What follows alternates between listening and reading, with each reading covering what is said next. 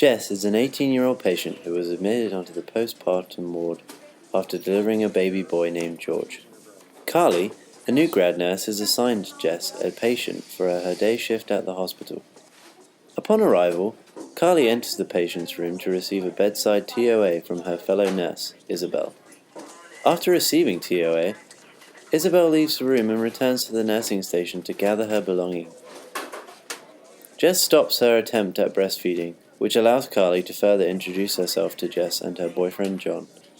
After their conversation, Carly asks John whether or not he was going to be staying for the postpartum assessment. John answers yes, but decides to face the wall to give Jess some privacy. During the assessment, Carly noted that Jess was excessively sweating, had slightly increased blood pressure and pulse, and was experiencing some nausea. Jess began getting more aggravated and anxious as Carly was asking her very simple questions. Carly made note and quickly finished. Despite her findings, she was not increasingly alarmed, because she figured that Jess had just given birth. She informed Jess that she will now be taking George to the baby station to do his newborn assessment. Walking by the nurses' station to the baby room, Carly overheard the other nurses complaining about the new motion to introduce bedside TOA. She heard one of the more experienced nurses say, "This is the stupidest thing that they've ever introduced to this ward. The patients start asking questions during TOA, which makes it last twice as long, and no matter what you say, the patient always gets anxious." As Isabel was packing her bag, she agreed and added, Now, imagine saying something wrong in front of a family member or friends. That's when things start to escalate, especially if the patient doesn't want them to know anything. Another nurse responded with, I totally agree. Cindy is trying to push this bedside TOA on us. Except because she's the manager, she's never had to do it before. She just doesn't get it. It makes me so frustrated.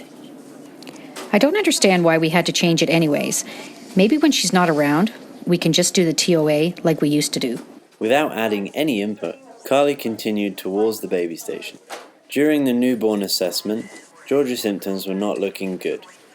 Being a new grad nurse, Carly didn't know what these findings meant, but she definitely knew that they weren't good. She decides to take her findings and report them to the MD and other nurses on the shift.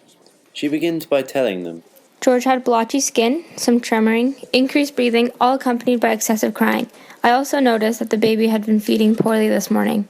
Jess had been trying to breastfeed all morning, but was having issues with latching. I made a note to contact the lactation consultant for some extra help. Every time I tried to assist Jess with breastfeeding, she would just clam up. It seems as if she doesn't like anyone so close to her. It just makes it so hard to help teach. Jess told me, I don't like it when people are in my personal space. The healthcare team then converses and decides that blood work should be done immediately. Once the results return, it is evident that baby George has narcotics in his blood. His symptoms, along with Jess's, are reflective of withdrawal symptoms. She hears one of the nurses say, Oh God, not another druggy teen, Mom. while rolling her eyes. Disregarding the comment, Carly quickly returns to the patient's room and asks the couple whether or not there was a substance abuse during the pregnancy. Jess admits that she used oxycodone during her pregnancy. Nervous with her confession, she tells Carly that she is addicted to oxycodone, but wants to quit, and that she didn't know it would affect the baby if she took oxycodone during pregnancy. She doesn't want anyone to take George away, and that she still will do whatever it takes to keep him. Carly returns to the nurses' station to document all of her findings. She works through her shift by trying to find the right resources and the right people to contact about Jess's issues.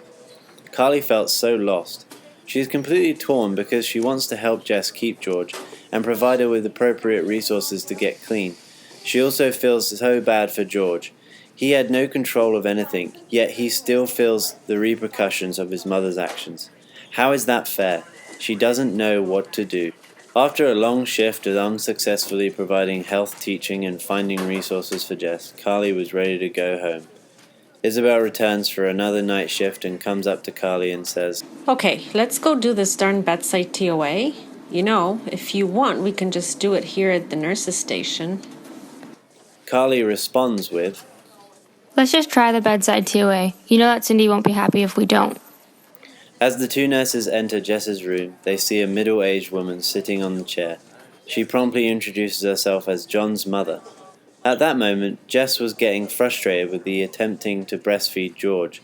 She cries out, Oh, maybe I just can't do this. Carly and Isabel take some time to calmly assist Jess with breastfeeding and notice Jess was uncomfortable again with nurses in her personal space. Finally, Carly was able to begin TOA. She told Isabel of all her findings and everything she did on her shift. Jess's jaw, along with John's mother's, hit the floor when she mentioned that Jess was using oxycodone during pregnancy. The tension in the room immediately changed and Carly stopped talking. She looked at John's mother, who screamed, Oh my God, how dare you do that to your baby? and stormed out of the room. Jess started crying and said to Carly that she didn't want John's mother to know. At that very moment, Carly knew that she would have some big issues to deal with.